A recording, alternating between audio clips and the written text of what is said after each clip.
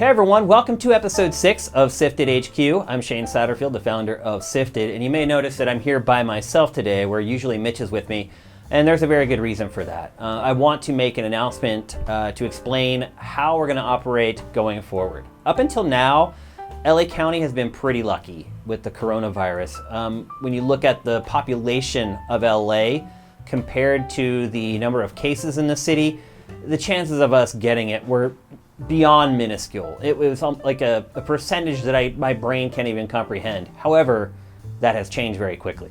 The numbers here are starting to climb.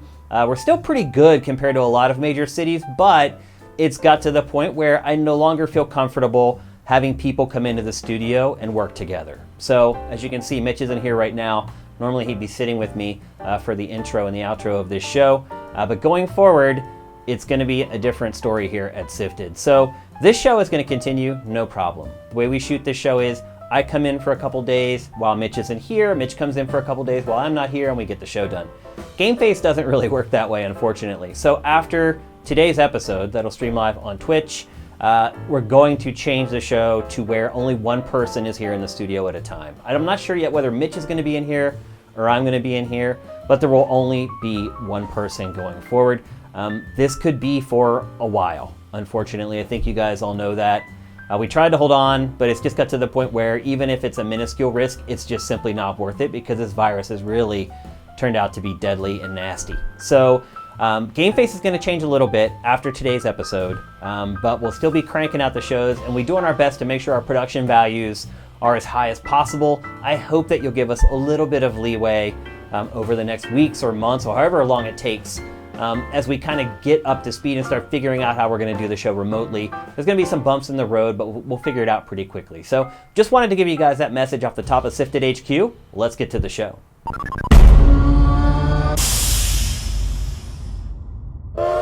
Control was one of the finalists for Game of the Year in 2019 and has had a consistent stream of DLC since launch.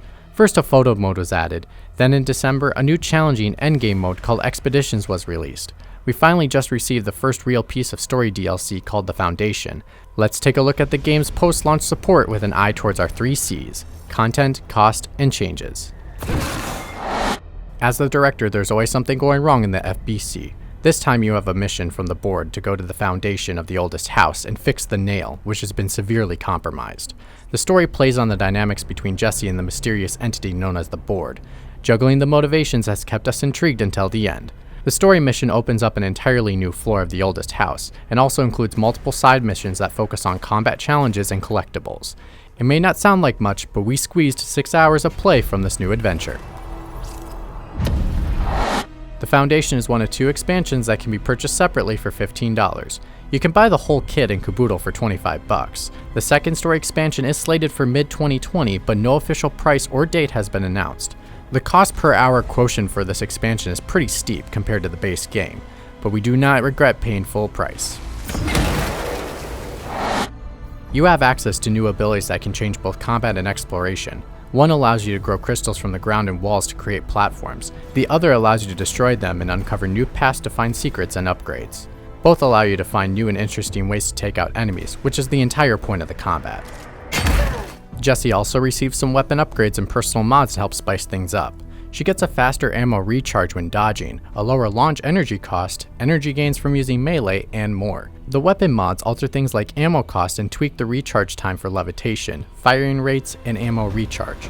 All told, they give even more ways to customize the game to your playstyle. Unfortunately, there is only one new enemy type, and it's not particularly imaginative. Similar to the full game, this expansion does have some rough edges. Enemies have pathfinding issues and will get stuck on geometry. The game also crashed on us when we were respawning during the final boss battle. The mysteries of the FBC is what drove us in the base game, and you get a lot more of that in the Foundation. The same goes for the new abilities and combat upgrades. It's also obvious the plot has ties to the next story expansion, so there's likely another floor to be added to the oldest house. We recommend the Foundation for purchase because it's a smart addition that continually focuses on the elements of the base game that makes it so great.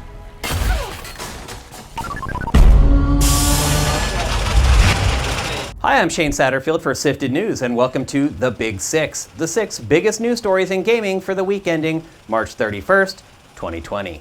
The 35th anniversary is coming up for the original Super Mario Bros., and Nintendo is ready to celebrate. According to reporting by VGC and Eurogamer, the company will release remastered versions of some of Mario's biggest 3D games later this year.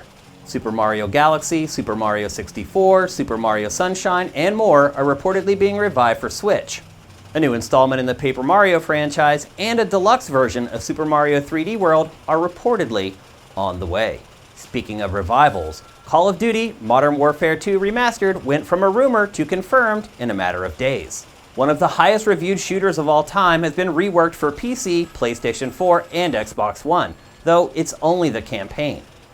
As of press time, it's expected to be released today. One game that won't be released anytime soon is a brand new project from BioWare. The studio behind Mass Effect, Dragon Age, and many others recently posted a job listing for a new project. It calls for, quote, a technical director who will be the most senior engineering lead on the next major title in one of BioWare's most prestigious franchises, unquote. Many suspect it's the next Mass Effect, but it could be Dragon Age 4 going into full production. GameStop's handling of the coronavirus has been nothing short of abysmal, but it appears that its sales associates are paying the biggest price for its incompetence. The retailer finally closed its stores to foot traffic after trying to deem itself essential retail and has instituted curbside pickup.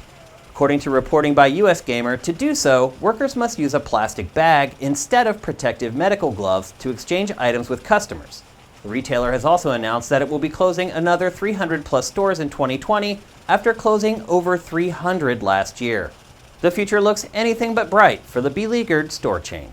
The same can't be said for Nintendo, as the platform holder continues to thrive with its Switch console. It broadcast its latest Nintendo Direct this week, where it announced a character from its quirky fighting game ARMS is coming to Super Smash Bros. It also announced a May 29th release date for the remaster of Xenoblade Chronicles and major support from publisher 2K in the form of the BioShock Collection, Borderlands 2, and XCOM 2 for Switch. It also announced DLC for Pokemon Sword and Shield and Animal Crossing New Horizons. At this point, the Switch is a runaway hit, and Nintendo is just plugging software holes. There's plenty of those for the PlayStation 5, but we may have just got a hint of what's to come. Titan Comics has announced that it will launch a series based on Horizon Zero Dawn this summer. That may not seem like a big deal until you realize the game launched over 3 years ago. Few games that old receive comics unless a sequel isn't coming, so evidence is pointing towards Horizon Zero Dawn 2 being a launch game for Sony's new console. We'll have to wait to learn more, but it's one franchise that could bolster a console launch all on its own. That's it for the Big Six, the 6 biggest news stories in gaming for the week ending March 31st, 2020. I'm Shane Satterfield for SIFTD News. I'll see you next week. Hey there, it's time for Noobs, our weekly look at all the new games worth tracking. Trench warfare has kept World War I from being video game fodder like World War II, but Beyond the Wire is trying to fix that. This 50 vs 50 multiplayer shooter actually focuses on it, but it's had to make some tweaks to make it work. Melee combat is just as viable as gunplay, and you're not trapped in using just a bayonet. Stand your ground on PC this summer. Puzzle games have struggled over the last decade to provide something new. You can only play so many Tetris or Match 3 clones before it all starts to blur together. This is why Cosmocrats is so refreshing. The goal is to construct a working space station from parts floating in zero gravity. It sounds easy on paper, but gravity is not your only obstacle. Add a dash of 80s Cold War aesthetic, and there's finally something new to share with Houston when it launches for PC this summer. Dead Space's mix of horror and action made it a beloved franchise. Since it's on indefinite hiatus, we have to make do of what we can get. Enter Quantum Error. Its developers describe it as a cosmic horror first-person shooter, which sounds good to us. Turn off the lights, enter the airlock, pump that shotgun, and get ready to fight this fall on PlayStation 4 and yes, PlayStation 5. While we wait patiently for the next console version in Square Enix's Nier franchise, we're getting a mobile game to tide us over. Nier Reincarnation includes many of the franchise's tenets like sparse landscapes and emotional soundtrack and action RPG combat, but it's all been squeezed down to fit in our black mirrors. The biggest news is that another developer is creating it, so it will not delay any future console projects based on the IP. No release date has been announced, but it's coming to both iOS and Android. Hi, and welcome to Shane's Shit List, where I find things about the gaming industry that piss me off and I take them to task. In our first episode, I called out the coronavirus. This time, I'm going after ISPs. ISPs, or Internet Service Providers, have fallen on their faces over the last few weeks. This isn't going to be a discussion about net neutrality, though if this show existed in 2017, it would have been. Instead, I'm going to focus on the corporate greed and how ISPs have made record profits, accepted tons of taxpayer money, and have done absolutely nothing with it but make their stockholders even more wealthy. Telecom companies have gone out of their way to fight being called a utility despite demanding funds from taxpayers for infrastructure development. At the conclusion of 2014, US taxpayers had given ISPs $400 billion in grants for just that. That's over $4,000 per household. Instead of installing fiber optic lines for true broadband, instead they use their existing copper lines to set up DSL service. And that's if they did anything at all. To this day, over $200 billion of that money is unaccounted for, and states have been unable to secure refunds.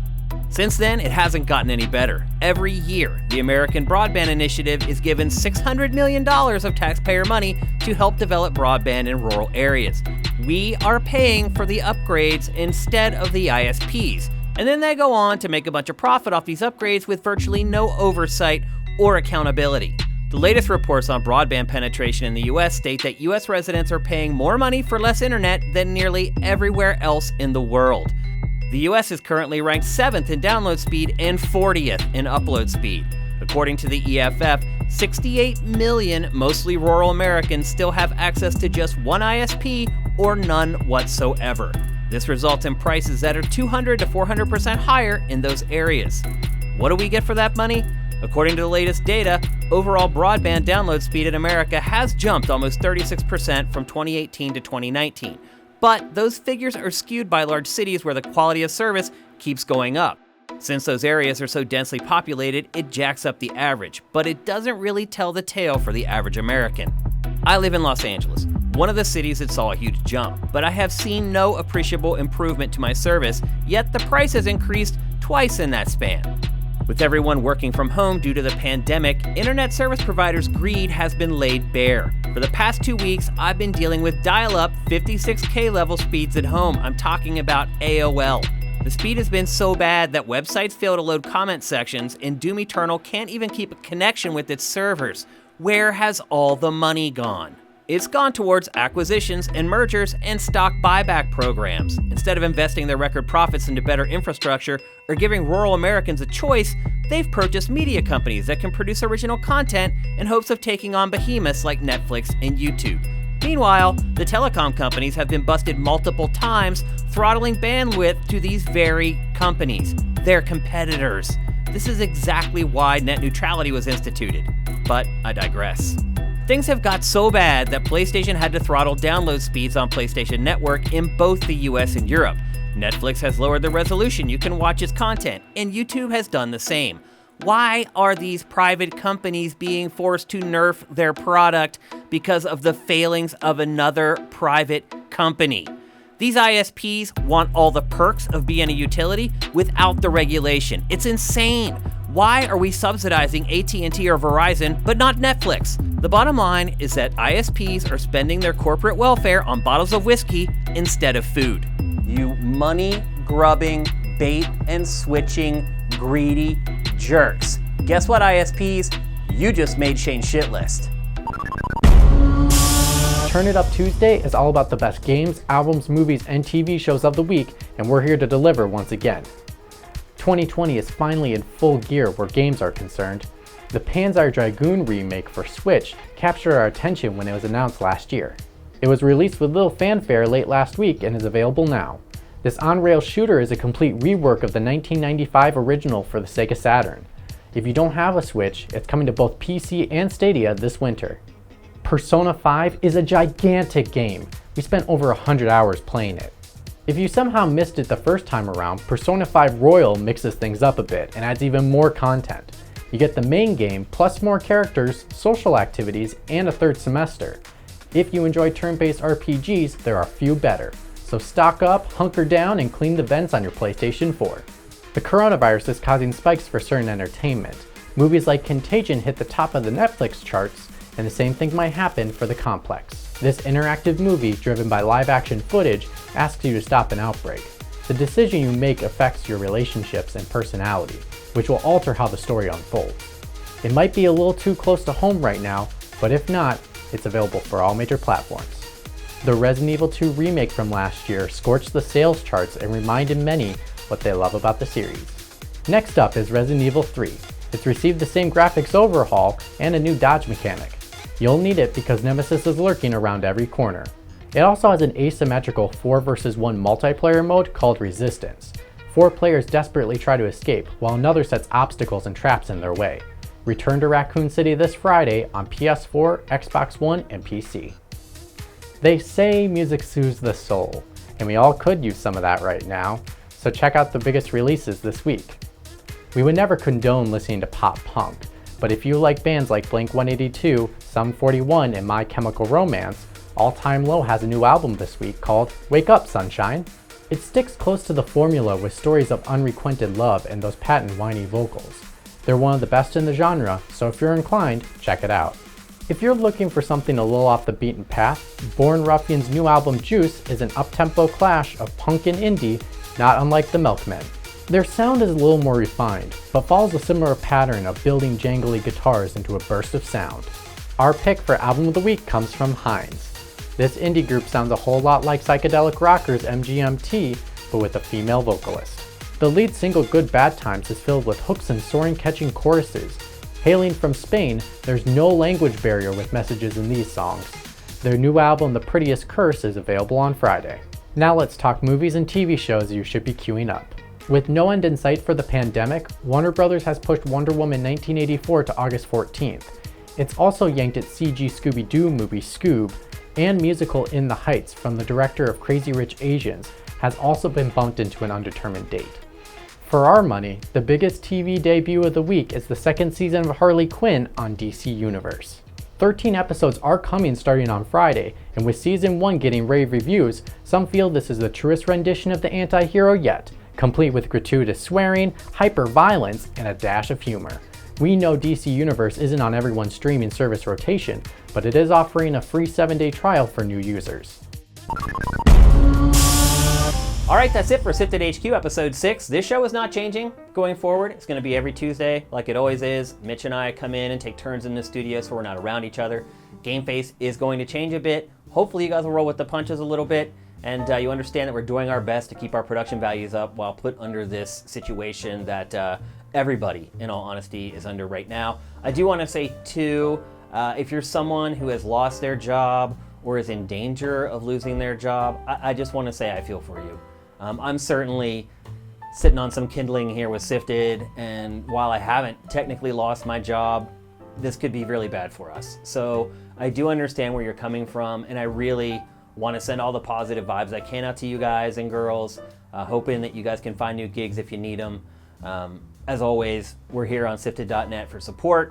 I think that's what's so great about building a community, is that when things go wrong, you have other people to lean on. So thank you for your understanding during this crazy time that we're going through right now. I love all you guys, and I really appreciate everything that you do for SIFTD. We'll see you guys next week.